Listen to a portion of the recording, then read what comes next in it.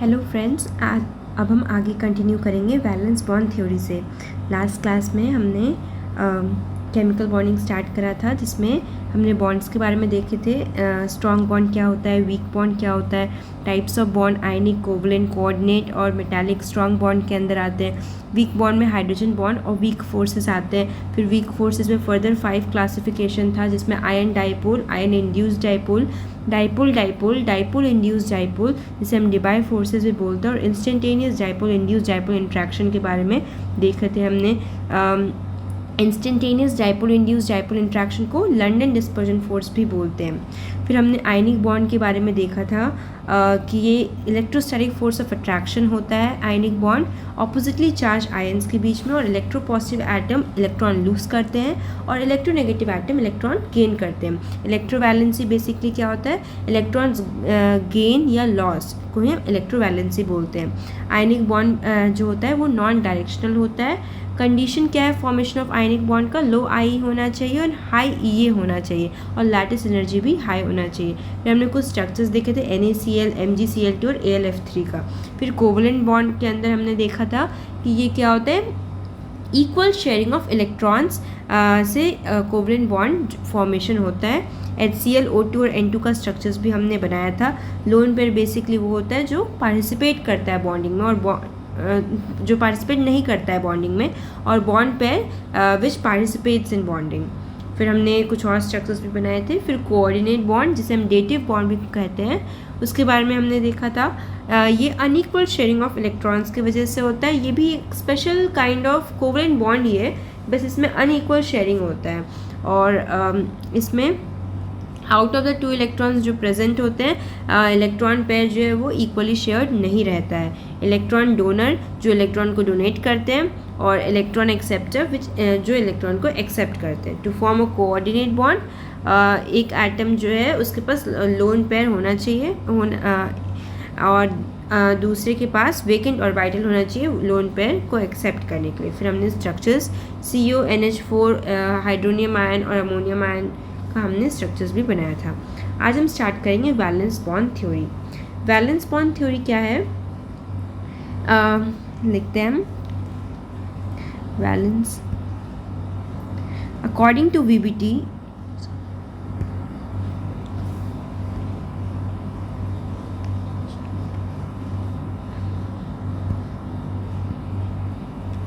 According to VBT, इसे हम VBT short में बोलेंगे। According to VBT, as many number of unpaired electrons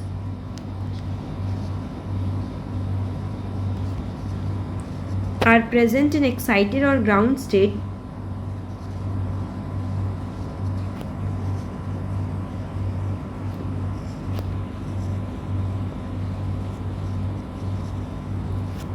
same number of covalent bond will be formed.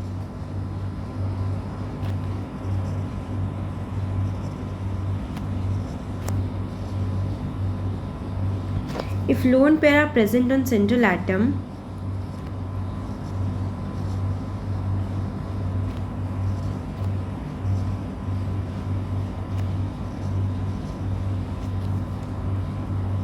of second period, then it can form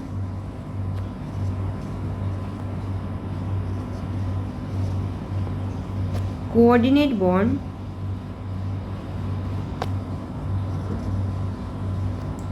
depending upon circumstances.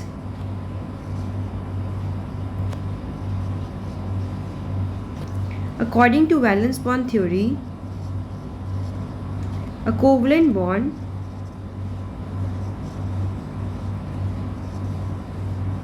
is formed by overlapping of atomic orbitals.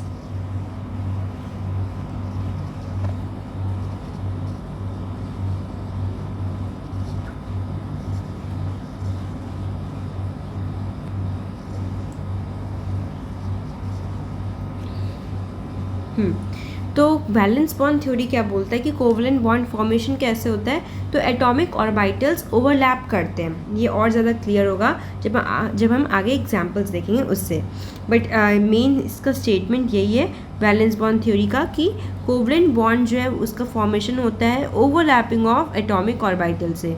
Atomic orbitals जो होते हैं S P D F, ये सारे orbitals होते हैं, ये जब overlap करते हैं तो कोवलेंट बॉन्ड का फॉर्मेशन होता है। तो ओवरलैपिंग बेसिकली दो टाइप के होते हैं। Overlapping are of two type. Overlapping are of two types.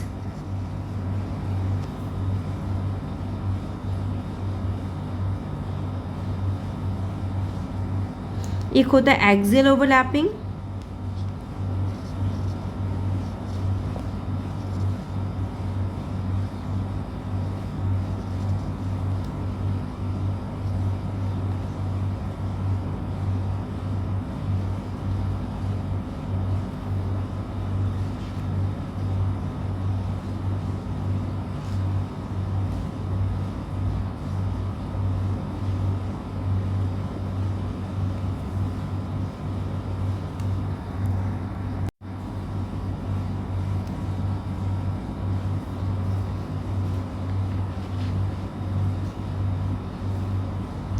Atomic orbital overlapping के बेसिस पे दो टाइप के कोवलेंट बॉन्ड होते हैं। There are two types of covalent bond, एक है सिग्मा बॉन्ड और एक होता है पाई बॉन्ड। तो टाइप्स ऑफ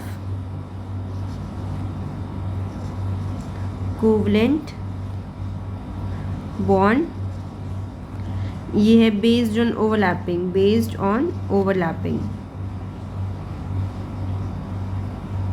पहला है sigma bond,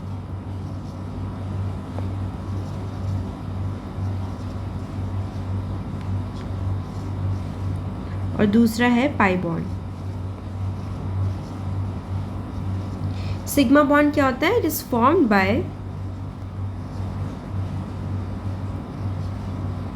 axial overlapping of atomic orbital.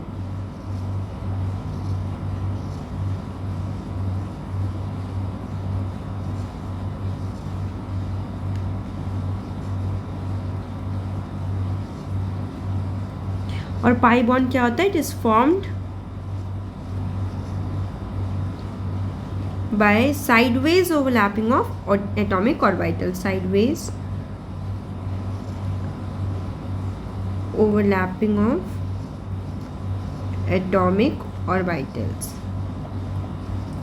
तो सिग्मा बॉन्ड में क्या होता है कि एक्सियल ओवरलैपिंग होता है। कैसा ओवरलैपिंग? एक्सियल। और पाई बॉन्ड में साइडवेज ओवरलैपिंग। एग्जाम्पल से और क्लियर हो जाएगा। जैसे कि सिग्मा बॉन्ड के अंदर सिग्मा बॉन्ड हम सारे टाइप के ओवरलैपिंग देख लेंगे। सबसे पहला है इसमें S S overlapping. S S overlapping.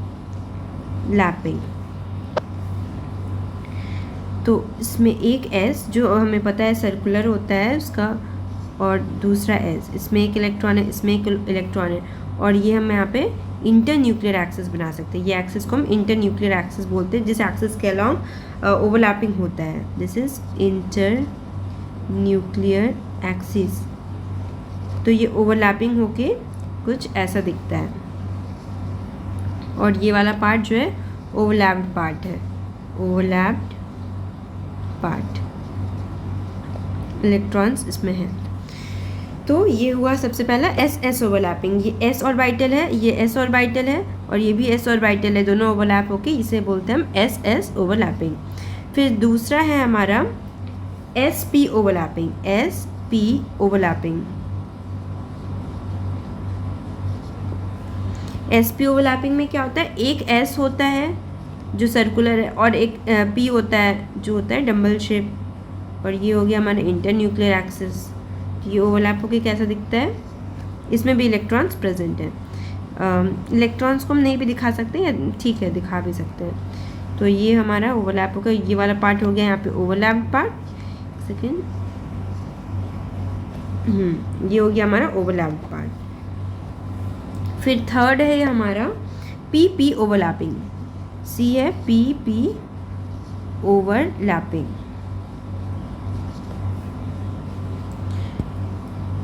ये हमारा P हो गया डम्बल शेप, एक P और ये दूसरा P, ये बिफोर ओवरलैपिंग, और ये ओवरलैप होकर कैसा दिखेगा, ये पार्ट ओवरलैप पार्ट है।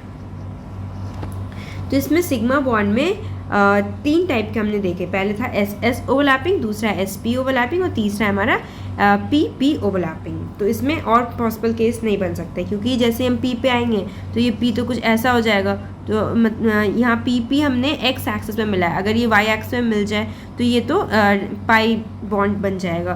फिर अगर डबल डम्बल में कोई भी केस लेंगे तो वहाँ पे ये हम आगे देखेंगे, ये सारा पाई बॉन्ड में ही आएगा। तो इसमें तो पॉसिबल केसेस 3 ही हैं। तो सिग्मा बॉन्ड में 3 पॉसिबल केसेस कौन कौन से, SS ओवरलैपिंग, SP ओवरलैपिंग और PP ओवरलैपिंग। फिर दूसरा है हमारा पाई बॉन्ड। इसमें सबसे पहला आता है हमारा PP ओवरलैपिंग। इसमें भी PP ओवरलैपिंग है और यहाँ पे भी PP ओवरलैपिंग आ रहा है, लेकिन यहाँ पे X एक्सिस में, ये चीज़ हम लिख सकते हैं यहाँ पे इन X एक्सिस। और X एक्सिस को हम डिफाइन कैसे करेंगे, ये X है, ये Y है और इधर Z है हमारा। तो ये X में कर रहा है ना, X एक्सिस है, ये X एक्सिस है, ये X एक्सिस में ओवरलैप कर रहा है। यहाँ पे जो हम पाई बॉन्ड में देखेंगे वो Y एक्सिस में देखेंगे, PP ओवरलैपिंग। यहाँ पे लिख सकते हैं इन Y एक्सिस। तो ये कैसा हो जाएगा, ये हमारा इंटरन्यूक्लियर एक्सिस, ये बिफोर ओवरलैपिंग का सिचुएशन, ओवरलैप होके ये कैसा दिखेगा,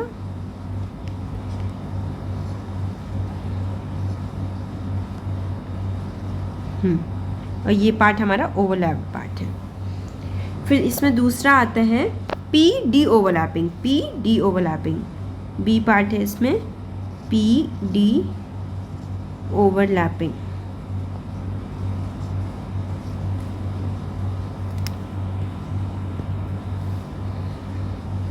ये हमारा इंटरन्यूक्लियर एक्सिस है, P ऐसे हो गया और D, ये तो बिफोर ओवरलैपिंग है। आफ्टर ओवरलैपिंग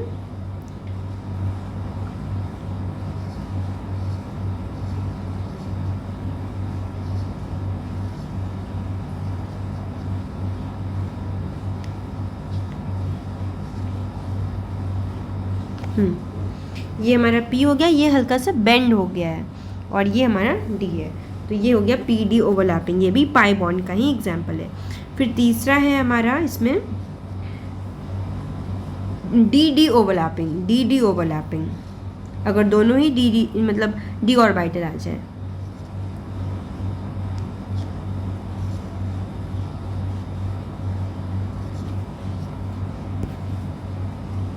ये हमारा इंटरन्यूक्लियर एक्सिस है,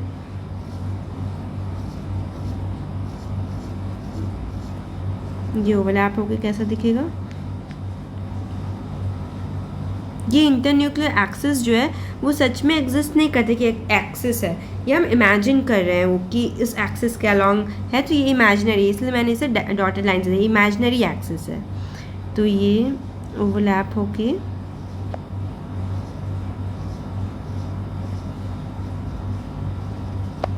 कुछ ऐसा दिखेगा, ये हमारा DD ओवरलैपिंग है।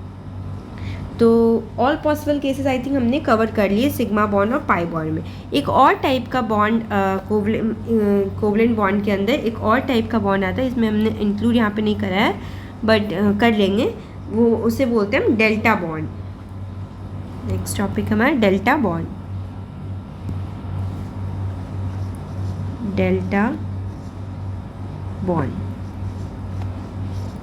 ये क्या होता है, पहले लिख लेते हैं डेफिनेशन इसका। When 4 lobes of D overlap, when 4 जब चारों लोब, जैसे कि ये तो X एक्सिस में ओवरलैपिंग हुई ना, अगर ये मतलब इसका चारों लोब ओवरलैप कर जाता है D में, तो उसे हम बोलते हैं डेल्टा बॉन्ड। ये एक स्पेशल केस है पाई बॉन्ड का जिसमें चारों लोब ओवरलैप करते हैं। when all 4 lobes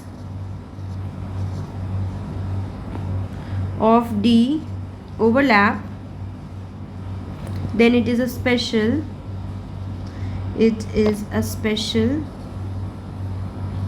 case of pi bond called delta bond.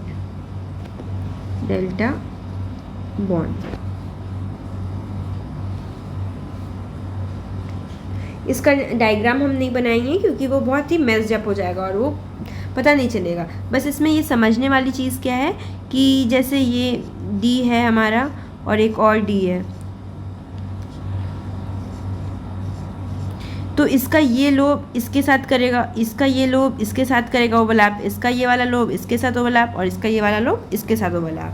ये चारों लोब ओवरलैप करेंगे तो इसी को हम बोलते हैं डेल्टा बॉन्ड। अगर ऐसे हम दिखाना चाहें 3D में तो एक ऐसा हो गया और एक और ऐसा, एक प्लेन में है ये दोनों। और ये जब ये दोनों प्लेन के बीच का भी डिस्टेंस कुछ है, अगर ये पास आएगा फिर यहाँ पे जो ओवरलैपिंग होगी इसे तो हम बोलते हैं डेल्टा बॉन्ड। ये बिफोर ओवरलैपिंग है और आफ्टर ओवरलैपिंग वाला चीज़ वो बनाएंगे तो बहुत मेसी हो जाएगा और वो क्लियर भी नहीं रहेगा, इसे हम नहीं बनाएंगे। बस समझ लेंगे कि इसमें चारों लोब्स जो है वो ओवरलैप करते हैं। तो यहाँ पे एक नोट लगाएं अलग से, नोट।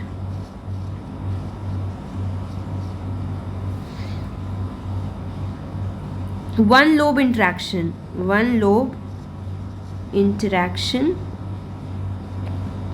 पहला है, दूसरा है टू लोब इंटरैक्शन और तीसरा है 3 लोब इंटरैक्शन। 1 लोब इंटरैक्शन को हम बोलते हैं सिग्मा बॉन्ड, 2 लोब इंटरैक्शन को पाई बॉन्ड और 3 लोब इंटरैक्शन को डेल्टा बॉन्ड। सॉरी 4 लोब, 3 नहीं, 3 लोब कैसे इंटरैक्ट कर सकता है, 4 लोब इंटरैक्शन को बोलते हैं डेल्टा बॉन्ड। नो ओवरलैपिंग के भी कुछ केसेस होते हैं, वो भी देख लेते हैं। ये भी नोट में ही लिखना है, नोट नो ओवरलैपिंग।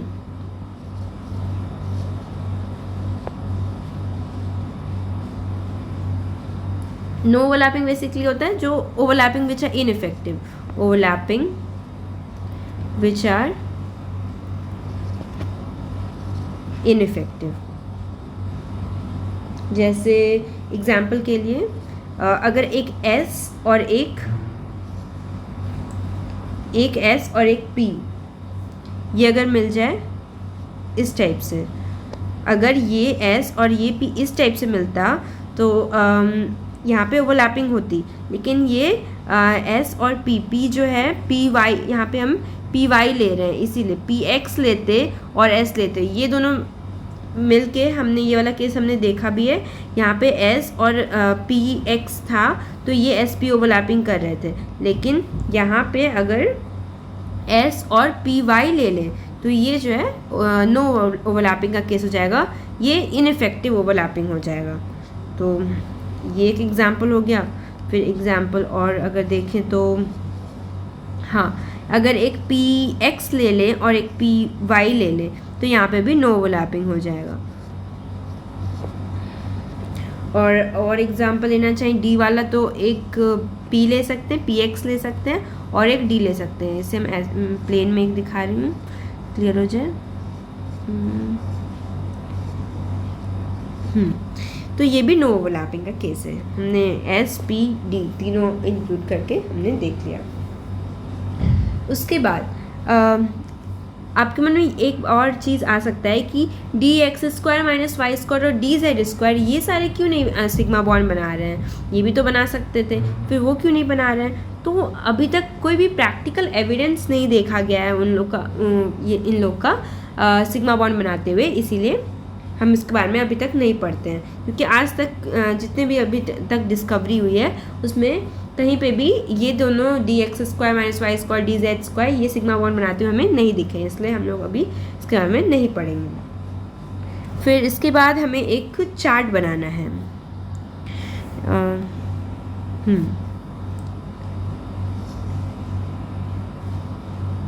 सबसे पहले एटॉमिक ऑर्बिटल का, उसके बाद इंटरन्यूक्लियर एक्सिस और फिर टाइप ऑफ बॉन्ड।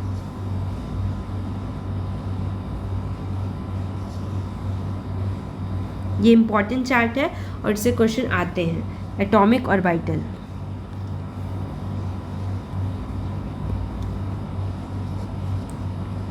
एटॉमिक और वाइटल, इंटरन्यूक्लियर एक्सिस,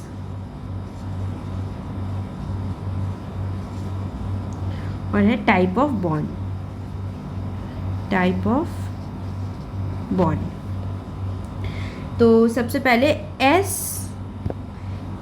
एटॉमिक और वाइटल। अगर एस, ये हम देख रहे हैं यहाँ पे इस फ्लो चार्ट के थ्रू कि कौन सा बॉन्ड, किस टाइप का bond, sigma bond, pi bond, delta bond, किस टाइप का बॉन्ड कौन से इंटरन्यूक्लियर एक्सिस में बनता है और किस किस एटॉमिक और वाइटल की मदद से बनता है। जैसे अगर एस और पी एक्स, एस और पी एक्स अगर ये एक्स एक्सिस में मिल जाए, जैसे कि एग्जांपल अगर एस ऐसा होता है और पी एक्स ऐसा होता है, तो ये क्या हो जाएगा, ये दोनों, अभी हमने वो केस भी देखा है जहाँ पे एस और पी एक्स, ये वाला एस और पी एक्स ये दोनों मिल रहा है एक्स एक्सिस में, तो ये सिग्मा बॉन्ड बना रहा है। तो ऐसे करते करते बहुत सारे जो बॉन्ड्स बनेंगे वो सारे हमने यहाँ पे कवर करने हैं इसमें। तो यहाँ पे एस और पी एक्स अगर एक्स एक्सिस में मिल जाए तो कौन सा बॉन्ड बन रहा है, सिग्मा बॉन्ड बन रहा है। वहीं अगर ये एस और पी एक्स वाई एक्सिस में मिल जाए तो ये कोई भी टाइप का बॉन्ड नहीं बनाएगा। कैसे नहीं बनाएगा, ये एक्स है और ये पी एस एक्स है और ये पी एक्स है, यहाँ पे कोई भी बॉन्ड नहीं बनेगा। ये तो इसी टाइप का एग्जाम्पल हो गया ना, एस और पी एक्स वाई एक्सिस में मिल रहा है, मतलब एक ऊपर से आ रहा है और एक नीचे से आ रहा है, वैसे इमेजिन करना है हमें। तो यहाँ पे कोई भी बॉन्ड नहीं बनेगा वाई एक्सिस में, और वैसे ही जेड एक्सिस में भी कोई भी बॉन्ड नहीं बनेगा।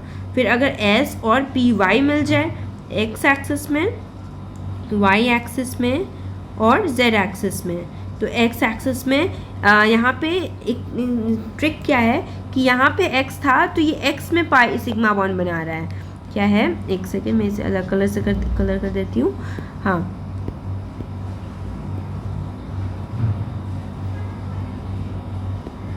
अगर यहाँ पे x था तो यहाँ पे x एक्सिस में सिग्मा बॉन्ड बना रहा है। यहाँ अगर y था तो y एक्सिस में आपको यहाँ पे सिग्मा बॉन्ड बनाता हुआ दिखेगा। हाँ, तो यहाँ पे कोई x में नहीं बनेगा, y में यहाँ पे सिग्मा बन जाएगा और z में भी कोई नहीं बनेगा। वैसे अगर x और p z दिख जाए तो ये आप लोग बता ही सकते हैं, यहाँ पे x एक्सिस में कोई भी बॉन्ड नहीं बनेगा, y एक्सिस में भी कोई भी बॉन्ड नहीं बनेगा और यहाँ पे z एक्सिस में सिग्मा बॉन्ड बनते हुए हमें दिखाई देगा, सिग्मा बॉन्ड। ये तो हो गया S और PX अगर एक साथ आए तो। अब PX, PY और PZ का केस देखेंगे।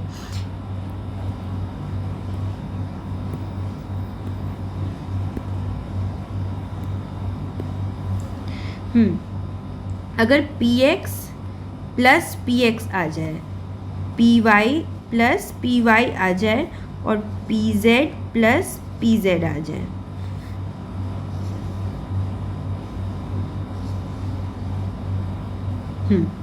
तो x axis, y axis, z axis, x axis, मैं बस यहाँ पे अब x y z लिख रही हूँ, आप समझ जाइएगा, x y z। तो इसका भी एक ट्रिक है, क्या है कि अगर यहाँ पे x दिख रहा है, यहाँ पे भी x दिख रहा है, तो ये x एक्सिस में सिग्मा बॉन्ड बनाएगा और बाकी जो दो एक्सिस बचा उसमें पाई बॉन्ड बनाएगा। तो यहाँ पे क्या हो जाएगा, सिग्मा बॉन्ड, और यहाँ पे पाई पहले लिख लेते हैं, फिर हम इसे विजुअलाइज भी करेंगे। फिर यहाँ पे अगर y एक्सिस, यहाँ y और y दिख रहा है p के साथ, तो ये y एक्सिस में सिग्मा बॉन्ड बनाएगा और बाकी में पाई बॉन्ड बनाएगा, ये सिग्मा और ये पाई। उसके बाद फिर अगर यहाँ पे z एक्सिस दिख रहा है p z और z, तो ये z एक्सिस में क्या बनाएगा, ये सिग्मा बॉन्ड बनाएगा z में और बाकी में पाई और पाई बनाएगा। कैसे ये चीज़ सोच सकते हैं, जैसे कि पी जेड का एग्जाम्पल लेते हैं, पी जेड और पी जेड नहीं, जेड में सोचना थोड़ा डिफिकल्ट हो जाता है हमारे लिए, तो पी वाई का एग्जाम्पल लेते हैं, पी वाई और पी वाई एक्सिस में। अगर ये पी वाई है, ये ऐसे ही होता है पी वाई, और एक और पी वाई एक्सिस में लेना है। अगर मैं इधर बना दूँ ये तो एक्स एक्सिस हो जाएगा, तो वाई एक्सिस के लिए मुझे ऊपर बनाना पड़ेगा, ये होता है एक्स एक्सिस और ये होता है वाई एक्सिस। तो ये वाई एक्सिस में ले रही हूँ मैं, तो ये ऐसा कुछ, और ये ओवरलैपिंग के समय ये ऐसा आएगा। तो ये कौन सा टाइप का बॉन्ड है, ये सिग्मा बॉन्ड है। तो y और y एक्सिस में सिग्मा बॉन्ड हमने लिख रखा है। फिर वैसे अगर एक्स एक्सिस में अगर देखें, जैसे मैं अभी इसके पहले बनाई थी, ये पी वाई है और ये पी वाई है। अगर ये एक्स एक्सिस में मिल रहा है, ये एक्स है, ये एक्स एक्सिस है, ये एक्स एक्सिस है और ये वाई एक्सिस है। अगर ये एक्स एक्सिस में मिल रहा है तो किस टाइप का बॉन्ड बनेगा, ये ऐसे ओवरलैप करेगा। और ये हमने अभी थोड़ी देर पहले देखा है कि ये पाई बॉन्ड का एग्जाम्पल है। तो यह हम इसे ऐसे विजुअलाइज भी कर सकते हैं इसमें। बाद बाकी इसमें ट्रिक तो मैंने बता ही दिया। फिर अभी और है इसमें, ये चार्ट में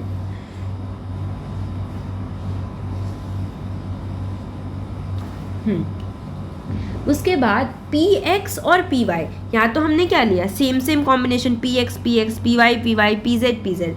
अगर p x plus p y आ जाए, p x plus p y, और अगर वैसे ही P Y plus p z आ जाए, और वैसे ही अगर p z plus p x आ जाए, एक्स में वाई में जेड में, एक्स में वाई में जेड में, एक्स में वाई में और जेड में, इसमें क्या होगा, इसका पहले मैं ट्रिक बता देती हूँ। अगर यहाँ पे एक्स दिख रहा है, यहाँ पे वाई दिख रहा है, तो इन दोनों के अलावा क्या बचा, जेड बचा नहीं, हाँ पी एक्स और पी वाई है। अगर p के साथ एक्स वाई अलग अलग कॉम्बिनेशन आ जाए, बस समझ जाना है, कोई भी टाइप का बॉन्ड नहीं बनेगा। इसमें भी कोई बॉन्ड नहीं बनेगा, पी वाई पी जेड में भी नहीं बनेगा, पी जेड और पी एक्स में भी नहीं बनेगा। यहाँ पे x आ रहा है, यहाँ पे y आ रहा है, दोनों क्या है, डिफरेंट है, दोनों है डिफरेंट है। जहाँ और p के साथ है, और किसके साथ है, p के साथ है, बस नो बॉन्ड। यहाँ पे no bond no bond no bond, no bond no bond no bond, no bond no bond no bond. सबसे आसान है, क्या है, p के साथ x और y, मतलब कोई भी डिफरेंट आ जाए, p के साथ p x p y, या फिर p y p z, या p z p x, p y आ जाए तो वहाँ पे ये डिफरेंट केस हो जाएगा। p y तो ये वाला केस हो जाएगा। p y अगर आ जाए तो वो सेम हो गया ना, p y और y। लेकिन मैं बात करूँ यहाँ पे डिफरेंट आ जाए, p x p y p z p x, अगर डिफरेंट आ जाए तो एक्स वाई एक्सिस, कोई भी एक्सिस ले ले, इरिस्पेक्टिव ऑफ एक्सिस, कोई भी बॉन्ड नहीं बनेगा। ये तो हो गया। उसके बाद फिर डी वाले कुछ एग्जांपल्स इसमें कर लेते हैं हम।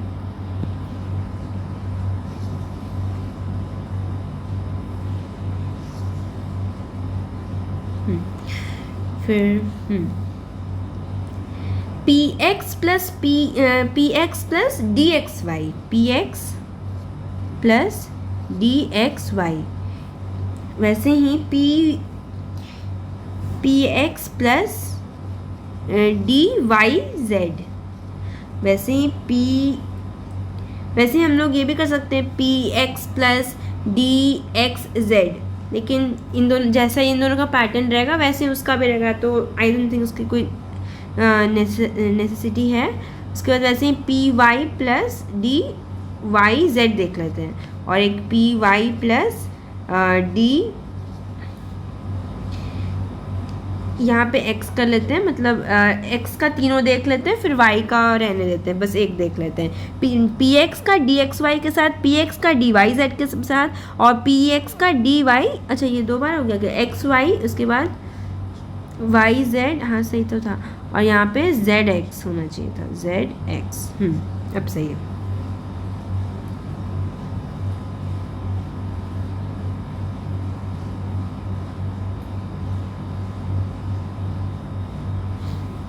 ये x एक्सिस में, y एक्सिस में, z एक्सिस में, x एक्सिस में, y में और z में, x में, y में, z में, x में, y में, z में, ठीक है।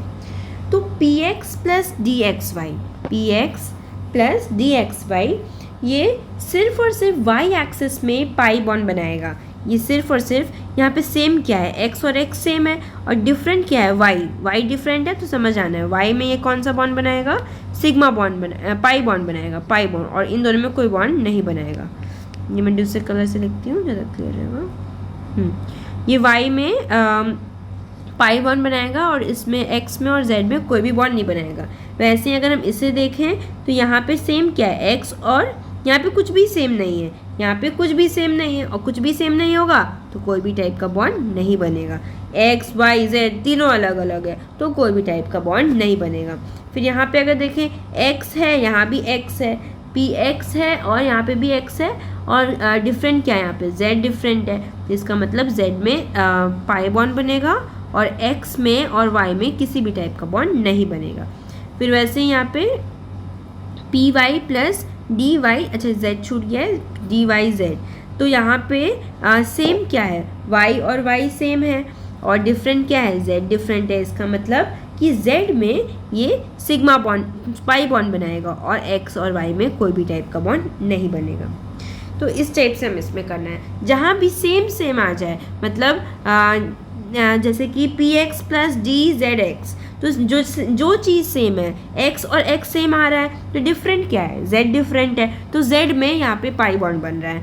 ये वाला चीज़ किसके साथ हो रहा है, p और d जब आ रहा है, p और d, p और d, p और p जब आता था, p और p जब आता था, तो जो डिफरेंट आ जाए, अगर डिफरेंट आ जाए, पी एक्स और पी वाई आ जाए, पी वाई पी जेड आ जाए, पी जेड पी एक्स आ जाए, डिफरेंट आ जाए, कोई बॉन्ड नहीं बनेगा। पी पी की बात हो रही है, और अगर पी पी में ही सेम सेम आ जाए, एक्स एक्स आ जाए, वाई वाई आ जाए, जेड जेड आ जाए, तो वाई वाई अगर जैसे आ गया तो वाई में सिग्मा बॉन्ड बनेगा और बाकी दोनों में पाई बॉन्ड बनेगा। तो ये हो गया। और भी कुछ एग्जांपल्स डी के साथ देख लेते हैं। डी एक्स वाई और डी एक्स जेड, मतलब कि डी का दो कॉम्बिनेशन हमने नहीं देखा ना, वो देख लेते हैं। ये टेबल चार्ट जो भी है ये बहुत इंपॉर्टेंट है, इससे क्वेश्चंस आते हैं मेंस में भी और एडवांस में भी। रिसेंट ही आई थिंक 2021 में एक एडवांस का क्वेश्चन था, एकदम सिंपल, इसी पे बेस्ड था, ये वैलेंस बॉन्ड थ्योरी पे। तो इसके बाद डी एक्स वाई और प्लस डी एक्स वाई और डी एक्स वाई ही आ जाए, तो डी एक्स वाई और डी एक्स वाई दोनों सेम सेम हो जाए, तो क्या होगा, x में, y में और z में सेम है। यहाँ पे एक्स वाई है, तो क्या नहीं है, यहाँ पे क्या नहीं है, z नहीं है, तो z में यहाँ पे डेल्टा बॉन्ड बनेगा और इन दोनों में यहाँ पे पाई और पाई बॉन्ड बनेगा। यहाँ इसके लिए रूल थोड़ा डिफरेंट है, क्या है कि यहाँ पे क्या दोनों में क्या है, x भी है, y भी है, y भी है, तो क्या नहीं है, z is not there, not present, z present नहीं है, तो z में ही ये क्या बनाएगा, डेल्टा बॉन्ड बनाएगा। डेल्टा बॉन्ड अभी हमने देखा, चारों जब एटॉमिक और चारों लोब्स जो हैं, 4 लोब इंट्रैक्शन जब होता है तो उसे हम डेल्टा बॉन्ड बोलते हैं। तो z जब प्रेजेंट नहीं है यहाँ पे, तो z में ये डेल्टा बॉन्ड बना रहा है। फिर अगर हम एग्जांपल देख लें, डी एक्स वाई और डी एक्स वाई सेम, अगर डी एक्स वाई, अच्छा वो हमने देख ही लिया, और अगर डी वाई जेड और डी वाई जेड आ जाए, डी वाई जेड और डी वाई जेड आ जाए, तो फिर x में क्या नहीं प्रेजेंट है, x नहीं प्रेजेंट है, तो x में ये डेल्टा बॉन्ड बनाएगा और y और z में ये पाई बॉन्ड बनाएगा। तो लिख सकते हैं, बट समझ आएंगे क्या होगा, D Y Z plus D Y Z, X Y Z, तो ये यहाँ पे x प्रेजेंट नहीं है, तो x में ये डेल्टा बनाएगा और बाकी में पाई और पाई बनाएगा। तो ये हमने ऑलमोस्ट सारे केसेस हमने कवर कर लिए हैं इसमें, और अगर कुछ बाकी नहीं रह गया है, ठीक है, तो इसके आगे हम नेक्स्ट लेक्चर में कवर करेंगे न्यू टॉपिक से।